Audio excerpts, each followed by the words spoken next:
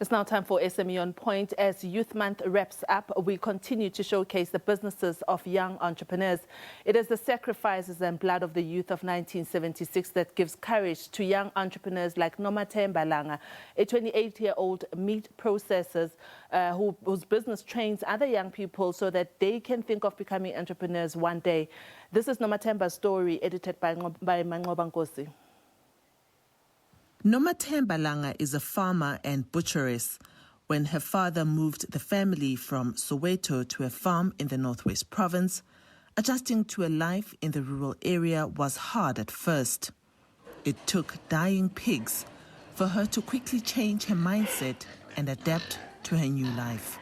So as they were dying, then I decided I need to go and get training. And once I came back from the training, that's when my whole mindset changed about farming, I realized that there's so much money because just from the poo itself, that's money, or you can generate electricity from it. So everything from an animal which you harvest brings in money. So my perception and how I looked at agriculture changed from then. I just saw money and money and money. This is how Inyama Setho, the business, was born. She processes venison meat. She has even started training her peers, teaching them the ins and outs of game meat processing. When hunting season is over and sometimes it's quiet. So for the quiet times, let us do something. So that's when training came about, because when I'm also out on my social media, people would be asking, how do you do this thing? Can you be training us? Because you got people from Zimbabwe, Malawi, Lesotho, Botswana. My phone is just buzzing. They're saying, we want to know, can you teach us how to process? We want to make your cheese grillers, your Viennas. Although she was not yet born in June of 1976, Langa doesn't take the sacrifices made by the young people then lightly. While COVID-19 brought its own devastation to small businesses, for Langa's business, it was a boon. Everybody eats meat. People are going to want meat. So do something about it. Then I started advertising on social media that, no, we're going to be delivering, every Friday. And I'm telling you, everybody was now ordering. Everybody wanted meat. It was like people didn't want to go out because, remember, we were scared. We didn't know what was happening. But as an essential worker, I was able to go out. There are times where it'll just be 3 cars on the highway, and I'm one of those cars, and you get bored, but you'll come across the Metro Police, you'll talk to them, you'll laugh, you'd communicate. And the clients, they were just, they were there. It was just increasing. That's where we actually hit our peak. I cannot sit and complain and say COVID had a negative impact on my business. COVID had a positive impact on my business. Even though people were dying and some of them lost their jobs, I was able to create jobs. I was able to have people working. Life was going on. To other 28-year-olds, Langa says, refuse to be defined by your negative circumstances. Wherever you may be, never focus on the negative space that surrounds you. Always try and look at the positive side of where you are.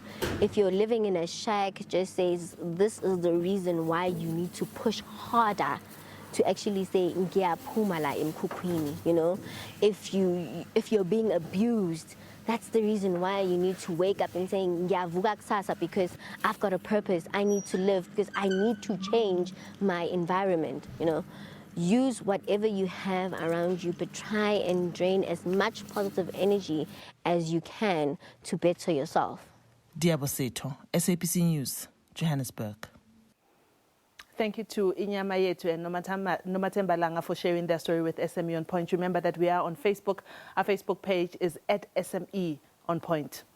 Our last conversation in this Youth Month is with Young African Entrepreneurs Institute that offers a myriad of courses for young people who have an interest in entrepreneurship. The institute is self-funded and focuses on entrepreneurial development at schools, at TVET colleges, and at universities.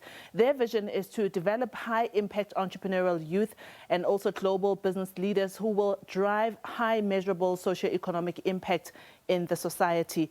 Let's chat to the CEO, Mr. Risuna Maluleke, to find out more about the Institute. Risuna, thank you so much for joining us on SME On Point. Firstly, briefly take us through the activities of the Institute. If a person signs up with this Institute, what can they expect to learn? Thank you very much, Cecilia, for having me today, and good day to all the listeners across the country. So the Young African Entrepreneurs Institute, as we have said, was established with the reason of dealing with the youth unemployment faced by our country.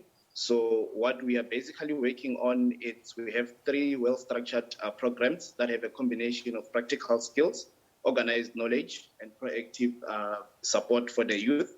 And then these programs that I'm talking about, it includes Sungula Entrepreneurship Development Initiative, which is focused on the ideation stage of starting a business.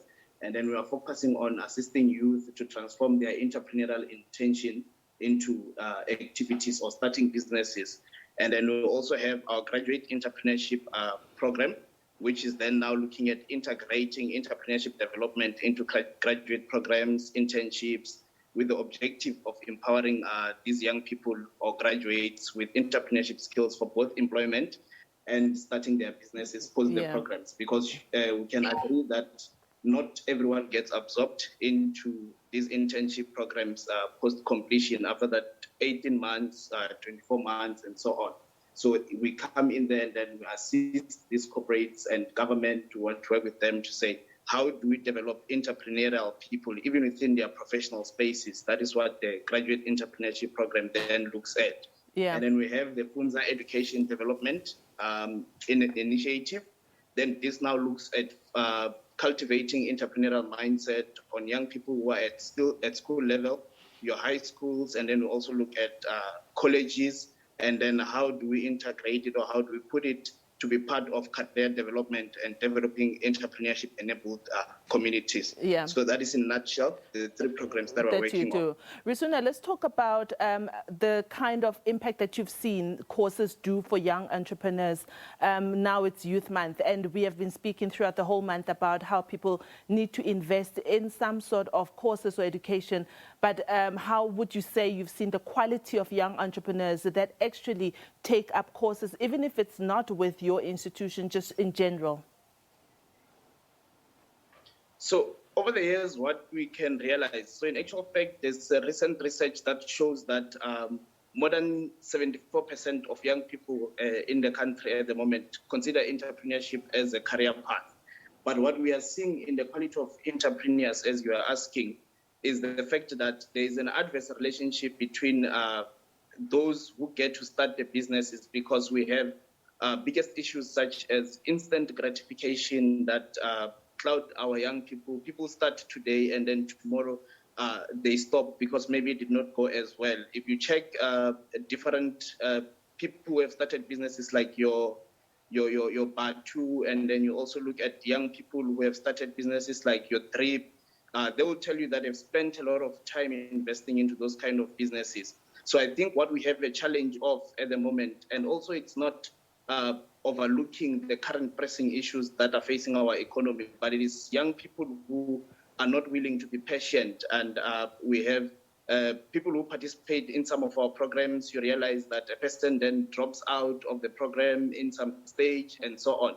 So we need people who are going to be patient. That's one trait that we are lacking in terms of the kind of entrepreneurs that we have. And then in addition to that, we are looking for the kind of entrepreneurs who are not driven by immediate gratification, reward, profits, and so on.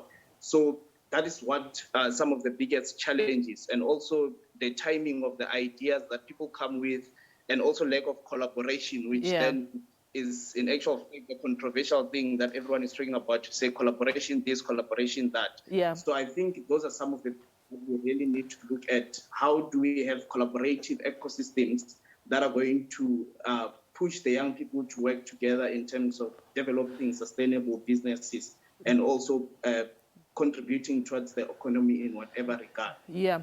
Risuna, I'm afraid this is all we have time for, but I can imagine that people can get hold of you on your website, and we will be putting it up on our Facebook page, which is at SME on Point. But thank you so much for joining us. That's Risuna Maluleke. He is with the Young Black Entrepreneurs Institute based in, I think it's here in Johannesburg, in Braamfontein, as a matter of fact. But that's all from SME on Point for this week.